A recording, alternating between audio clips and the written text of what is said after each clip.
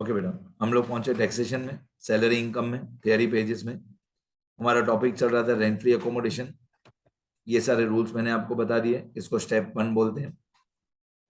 ये रूल्स मैंने बता दिए। स्टेप 1 में सैलरी में क्या क्या इंक्लूड करना है, क्या क्या इंक्लूड नहीं करना है, ये भी बता दिया। अभी स्टेप टू में क्या होता है, अगर एम्प्लॉयर ने एम्प्लॉई को घर के अंदर फर्नीचर भी दिया है तो क्या।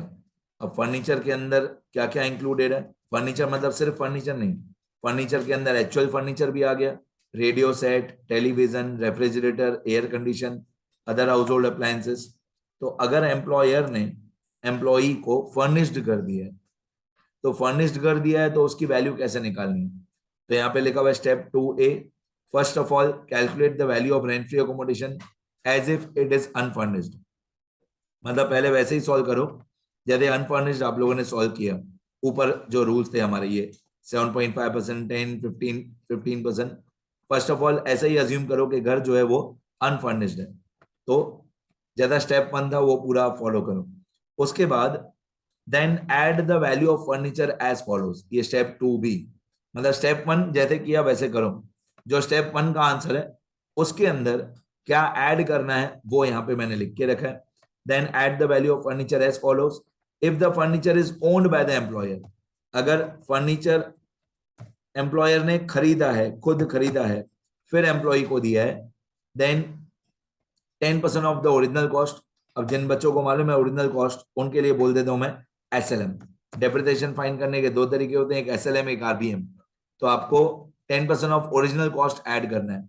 Then add 10% of the original cost of furniture in step 1। मतलब स्टेप 1 का जो आंसर आया वो सेम, अभी फर्नीचर का 10% वैल्यू ऐड कर दो, तो ये आपका स्टेप 2 हो गया। और second part, if the furniture is rented और hired, if the furniture is rented और हायर्ड मतलब एम्प्लॉयर ने क्या किया, एम्प्लॉयर ने फर्नीचर भाड़े पे खरीदा, रेंट पे खरीदा नहीं लिया, रेंट पे लिया और एम्प्लॉय को यूज करने के लिए दिया। तो then actual hire charges payable by the employer are added in step 1। तो सिंपल है, अगर फर्नीचर एम्प्लॉयर का ओन्ड हो, खुद का हो, तो 10% of original cost, 10% of original cost. और अगर फर्नीचर रेंटेड बाय एम्प्लॉयर हो तो actual hire charges payable by the employer are added in step 1, are added in step 1। आगे फिर इसके बाद फर्नीचर में क्या क्या इंक्लूड होता है, actual furniture, radio, television, refrigerator, air condition, other house hold appliances. ये आपका स्टेप 2 हो गया, बहुत छोटा ही था, पर आपको ऐसे ही याद करना है। दो तीन शब्द याद करो, ओन्ड में 10%, रेंटेड में एक्चुअल रेंटल चार्जेस।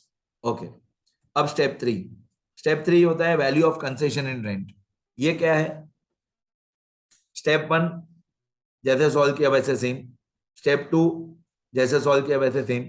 स्टेप 3 क्या है कि अगर एम्प्लॉयर ने एम्प्लॉई की सैलरी में से कुछ पैसे माइनस किए हैं, if some amount is deducted from the employee salary और recovered from employee, then that amount should be deducted from the total of step 1 and step 2, and the resultant figure is the taxable value of rent free accommodation।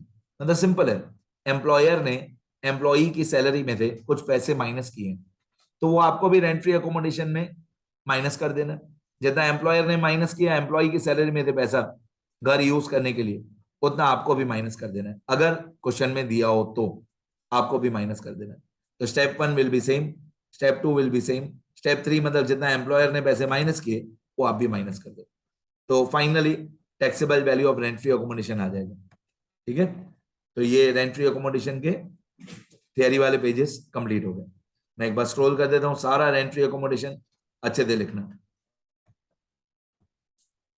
यहां से लेकर मैंने rules बताए सारे,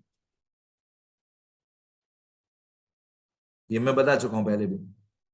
ये step 1 के rules,